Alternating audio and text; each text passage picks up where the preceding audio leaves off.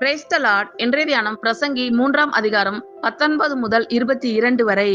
மனுபுத்திரருக்கு சம்பவிக்கிறது மிருகங்களுக்கும் சம்பவிக்கும், அவர்களுக்கும் இவைகளுக்கும் ஏக சம்பவம் உண்டு.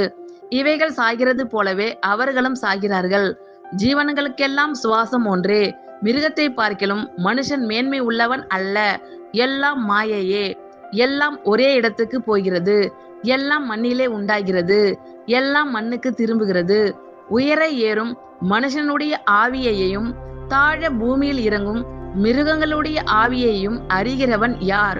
இப்படி இருக்கிறபடியால் மனுஷன் தன் செய்கைகளில் மகிழ்ச்சியாய் இருக்கும் நன்மையையே அல்லாமல் வேறே நன்மை இல்லை என்று கண்டேன். இதுவே அவன் பங்கு.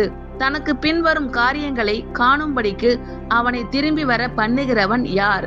மனுபுத்திரருக்கு சம்பவிக்கிறது மிருகங்களுக்கும் சம்பவிக்கும், அவர்களுக்கும் இவைகளுக்கும் ஏக சம்பவம் உண்டு.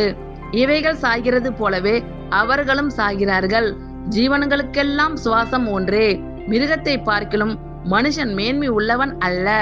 எல்லாம் மாயையே, எல்லாம் ஒரே இடத்துக்கு போகிறது, எல்லாம் மண்ணிலே உண்டாகிறது, எல்லாம் மண்ணுக்கு திரும்புகிறது. உயர ஏறும் மனுஷனுடைய ஆவியையும் தாழ பூமியில் இறங்கும் மிருகங்களுடைய ஆவியையும் அறிகிறவன் யார்? இப்படி இருக்கிறபடியால் மனுஷன் தன் செய்கைகளில் மகிழ்ச்சியாய் இருக்கும் நன்மையையே அல்லாமல் வேறே நன்மை இல்லை என்று கண்டேன். இதுவே அவன் பங்கு. தனக்கு பின்வரும் காரியங்களை காணும்படிக்கு அவனை திரும்பி வர பண்ணுகிறவன் யார்? ஆமேன். கர்த்தர் உங்கள் அனைவரையும் ஆசீர்வதிப்பாராக. God bless you all.